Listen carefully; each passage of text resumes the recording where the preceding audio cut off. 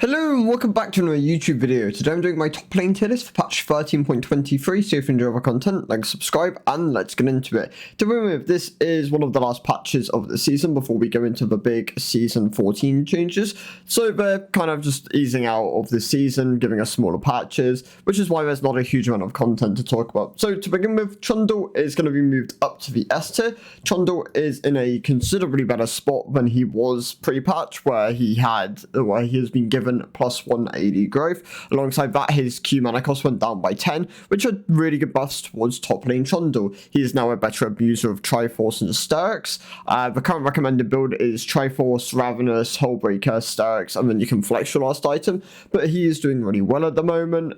He wins into most AD and tank matchups. As a stat stick, gaining plus 180 growth is a huge amount of power to get, and his win rate shot up by like 4%, so he is in a very good spot. Beats most of the meta champions at the moment. Does struggle into certain things, champs which do ultimately kite him and can run things like Phase Rush, and certain champs which can just space him with range do beat him.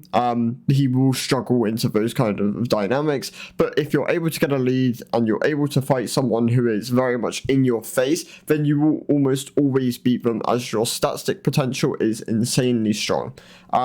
Just remember that if you don't have the item spikes at the right time, you can feel a bit weak in certain points of the game, and you do really want to focus on sieging through top lane, as running things like Demolish, Hullbreaker, Triforce makes your split push potential really, really powerful, and you are at the same time dragging maybe one or two people into the top lane, where a lot of his power shines in those kind of dynamics. Moving on, Riven is staying in the S tier. She was kind of like on the low end of S tier last patch. The problem with Riven is she is very much only played by one trick. Same goes for like Katarina, which tends to inflate her win rate. The reason I leave her in the S tier is because for the people who do play her, the champion's pretty good.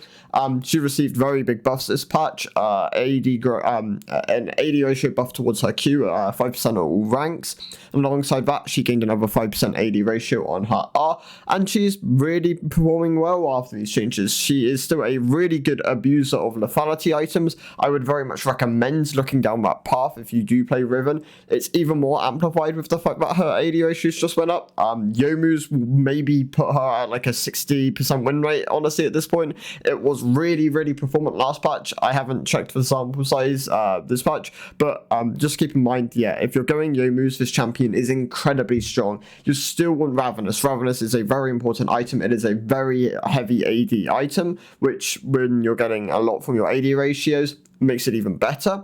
Alongside that, you can pick up things like Eclipse if you do want to. If you want durability, Godrink is there, but I would really recommend going something like Youmuu's, as it provides the most for your raw damage output in a single burst. Alongside this, you can also go things like Edge of Night later on to build. You can also aim for some more bruisery options. If you're picking up the Godrinker, then it makes Sterks more viable, as the health feeds into Sterks. You can also go things like GA. It really works quite well as an item for Riven, as you get value out of the stopwatch and value out of the full item. More is a really good Riven item.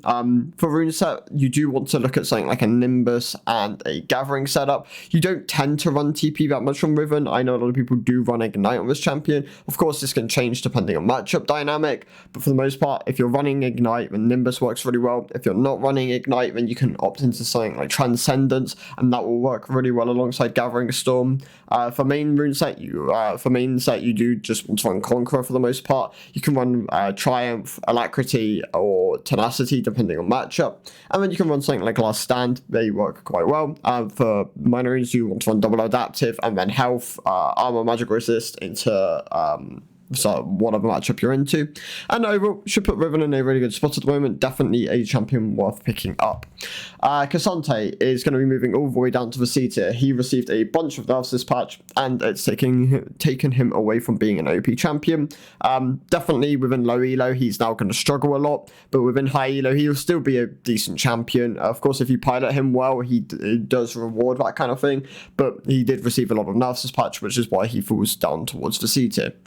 Neferi is going to go down to the beta. She received some nerfs towards mid lane Neferi. Top lane Neferi is kind of fading away at this point, but for the most part, as she's being nerfed, I'm going to drop her down towards the beta. She is a very good Eclipse and Ravenous Hydra user. She can use both the items really well, as she has good AD ratios and good amounts of it works really well with lethality scaling, so that works quite well on her. She of course really heavily abuses Black Cleaver and Shoulders as a reminder, because she can proc both these items multiple times with 1Q when you get the dog stacks with the bleed.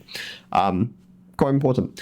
Azir is going to move down towards the beta. He is nerfed this patch quite heavily. They are going to follow up buff him next patch.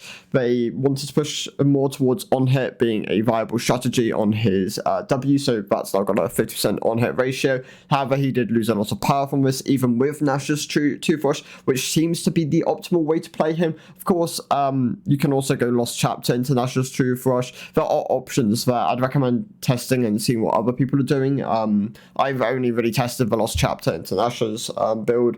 It seemed alright, but it is definitely a power down, so do keep that in mind. He will get buffed next patch. Replacing Cassante in the S+ tier is Ornn. Ornn is a very staple pick within the top lane at the moment. You can go even in most lanes, and there are very in-depth guides on how to play Ornn. Macros Ornn, for example, has a very in-depth guide. Alongside this, you can also, you go even in most lane states. You can win a lot of lanes as well. You scale really well. You don't have a terrible early game. You can still kind of skirmish early on. You do just have to be aware that if you do fall heavily behind, it can be kind of hard to play the later fights if you are squishy, but that goes for most tanks. The other things I want to talk about, Jax, I'm going to move him back up to the S tier. I still heavily emphasize the fact that if you do not go Spirit of Shojin, then this champion definitely just drops that back down towards the A tier. Alongside that, please start going Triforce more often. Triforce is a really good option on tracks. You can still opt into Divine Syndra in certain games when you really do need the magic and armor pen. Alongside that, if you need the healing, then it is an option there. But for the most part, Triforce increases your damage, split push potential, and it is a very nice item to have. The other champ which I want to talk about is Aatrox. Aatrox will move down to the A tier if you do not build Spirit of Shojin on him. He is also a very important builder of this item. Something like Gold Drink into Spirit of Shojin or Stride Breaker into Spirit of Shojin is your core. Keeps him strong within the S tier. Of course, if you don't do that, then he does fall down towards the A tier. Camille, for Camille and Poppy, Camille is a very good abuser of Triforce as well. For the most part, Triforce is better than Divine Syndra. As Divine Syndra has been nerfed, Triforce has been buffed a couple of times, and it makes Triforce a very good option on a lot of these champions. Definitely for Camille, she does a huge amount of damage with the item.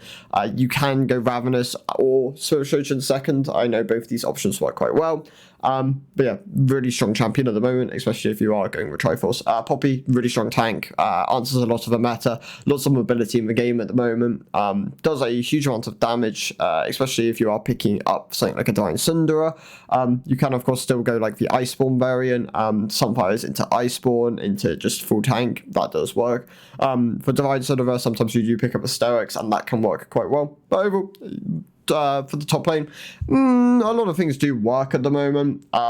You can play a lot of these champions and find a large amount of success. The season is coming to a close, so enjoy what we have left of Mythics if you do enjoy Mythics, or just, I don't know, enjoy the game. But yeah, next season looks exciting. I will make guides on that when that comes around. Thank you guys for watching, and I'll see you in the next one. Goodbye.